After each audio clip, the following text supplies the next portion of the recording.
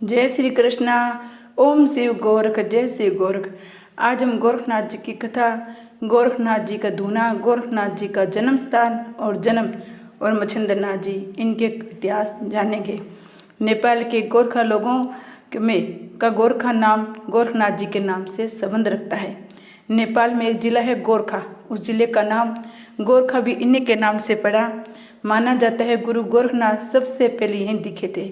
गोरखा जिला में एक गुफा है जहाँ गोरक्षी का पग चिन्ह है, उनकी एक मूर्ति भी है। यहाँ पर हर साल बैसाख पूर्णिमा को एक उत्सव मनाया जाता है जिसे रोट महोत्सव कहते हैं। यह मेला भी लगता है। गुरु गोरखनाथ जी का एक स्थान ऊंचे टीले गोगामेड़ी राजस्थान हनुमानगढ़ जिले में भी है। उनकी मड़ी सोमनाथ ज्योतिर्लिंग के नज़दीक बेरवाल में है। इनके 12.5 पंथ होते हैं। गोरखनाथ जी गायों की रक्षा करते थे। इनका जन्म एक नाथ कुल में बाबा मच्छिंद्रनाथ जी के आशीर्वाद से हुआ था। नाथ संप्रदाय के लोगों का जोगी, योगी नाथ, गोस्वामी आदि नामों से जाना जाता है और अलग अलग क्षेत्रों के अलग अलग नामों से ही जाना जाता है। कहा जाता है गोरखनाथ जी हर युग में विराजमान थे। त्रेता युग में त्रेता युग में गुरु गोरखनाथ जी ने अवतार लिया था। ऐसा माना जाता है जब श्री राम जी का राज्याभिषेक हो रहा था तब गुरु गोरखनाथ भी आमंत्रण मिला था और वह भगवान श्री राम के उत्सव में शामिल हुए थे। द्वापर युग में गोरखनाथ जी, जब कहीं भी हिंदू ग्रंथों के अनुसार ऐसा माना जाता है, द्वापर युग में भी गुरु गोरखनाथ ने अवतार लिया था। उसमें गुजरात में स्थित जूनागढ़ गोरख मंडी में तय किया था। इसी जगह पर श्री कृष्ण और रुक्मिणी का विवाह हुआ था। तब गुरु गोरखनाथ ने उनके विवाह में सम्मिलित हुए थे। कलयुग में गुरु गोरखनाथ के जन्म की कथा अगर बात की जाए तो कलयुग की तो ऐसा माना जाता है, एक समय बप्पा रावला नाम के राजकुमार घूमते घूमते बीच जंगल में पहुंच गए। तब उन्होंने जंगल में तेजस्वी साधुओं को तप करते हुए देखा। वह गुरु गोरखनाथ जी थे। बप्पा रावला ने उनके तेज और ध्यान से प्रभावित होकर वहीं रहना शुरू कर दिया। उनकी सेवा करने लगे। उनकी गैया भी चराया करते थे, इसीलिए बप्पा रावला काल भोज ग्वाल भी कहलाते हैं। गुरु गोरखनाथ का ध्यान टूटा तो वह बप्पा रावला की सेवा से प्रसन्न हो गए और उन्होंने एक तलवार बप्पा रावला को आशीर्वाद के रूप में दे दी। बाद में बप्पा रावला ने इसी तलवार से म्लेच्छा को हराया और चित्तौड़ राज्य की स्थापना की। गुरु गोरखनाथ जी एक योगी सिद्ध थे। इन्होंने हठ योग परंपरा का प्रारंभ किया। इनको भगवान शिव का अवतार माना जाता है। गोरखनाथ को गुरु मच्छिंद्रनाथ का मानस पुत्र भी कहा जाता है। मान्यता के अनुसार एक बार गुरु मच्छिंद्रनाथ भिक्षा मांगने एक गांव में गए। एक घर में भिक्षा देते हुए एक स्त्री बड़ी उदास दिखाई दी। तो गुरु ने पूछा, क्या समस्या है?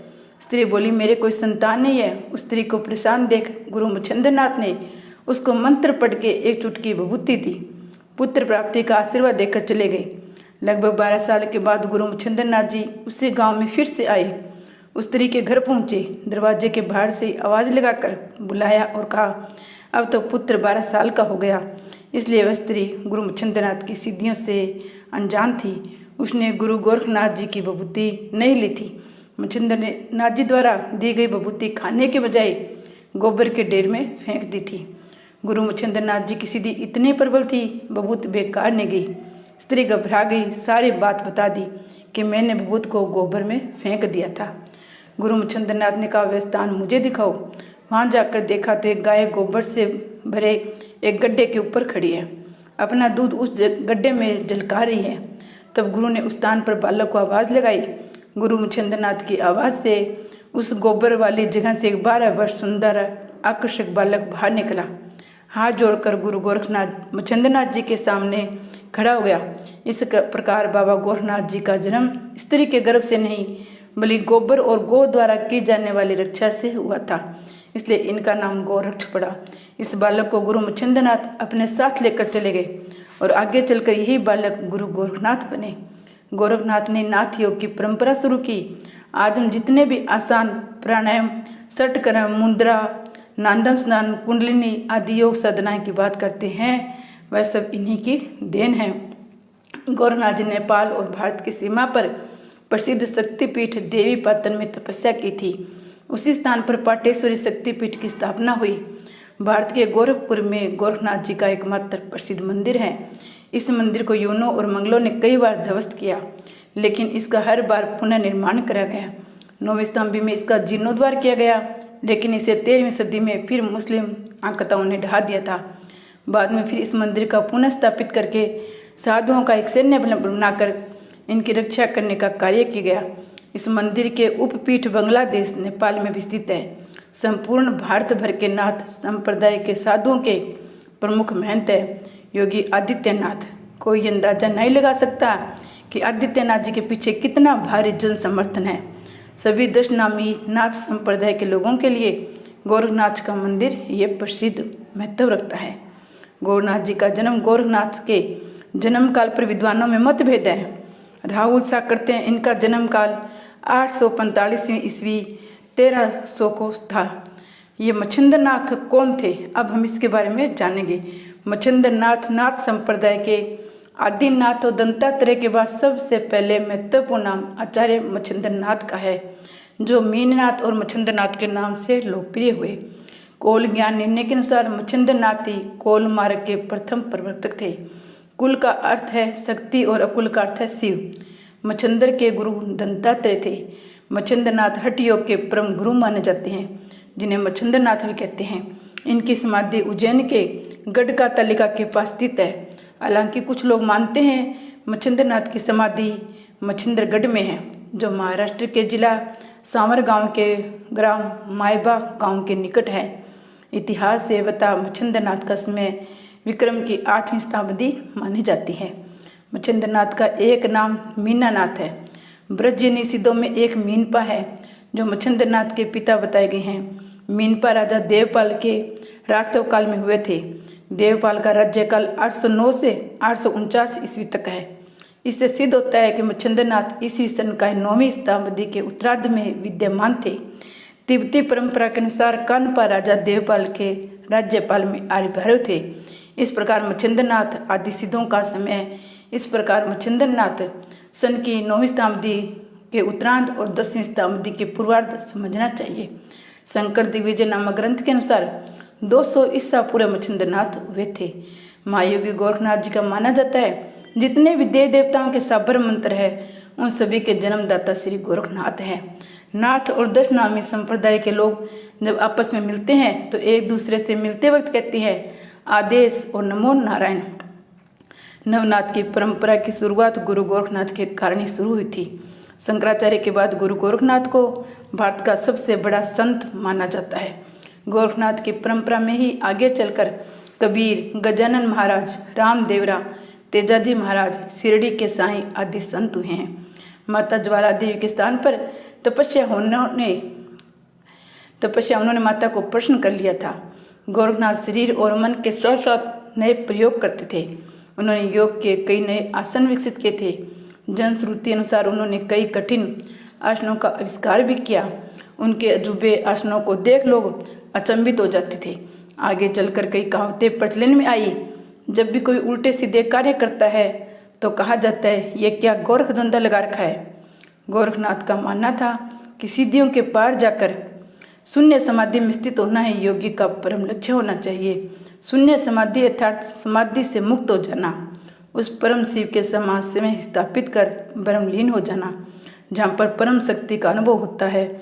हठ योगी कुदरती को चुनौती देकर कुदरत के सारे नियमों से मुक्त हो जाते हैं। जो अदृश्य कुदरत है उसे विलांग कर परम शुद्ध प्रकाश हो जाता है।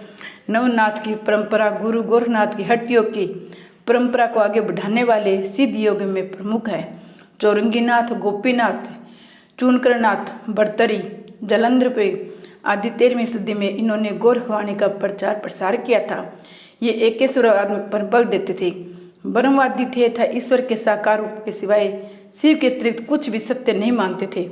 कुछ लोग नवनाथ का क्रम ये बताते हैं: मच्छिंद्रनाथ, गोरखनाथ, गैनीनाथ, जलंधरनाथ, कृष्णपाद, भर्तरीनाथ, रेवणनाथ, नागनाथ और चरपटनाथ।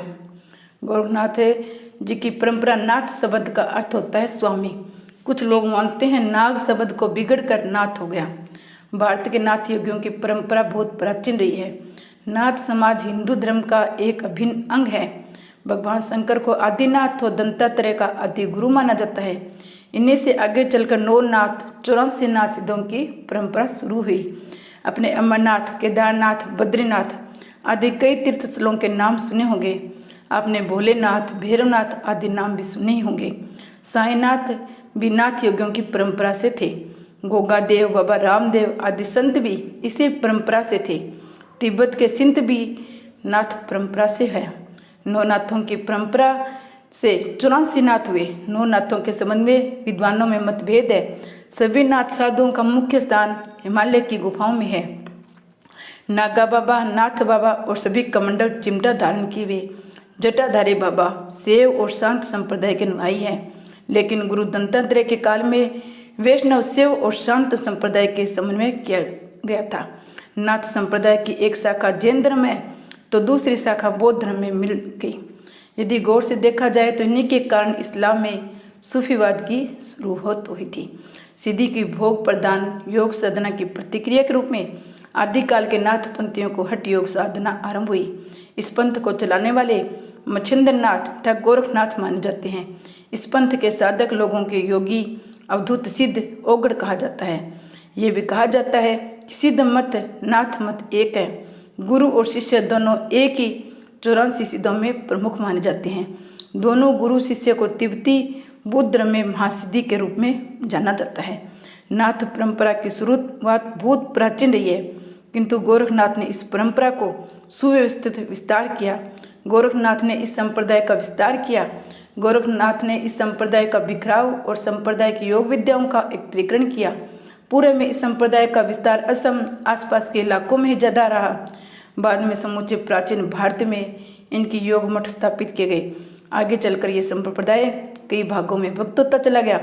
गोरखनाथ से पहले अनेक संप्रदाय थे जिनका नाथ संप्रदाय में विलय हो गया।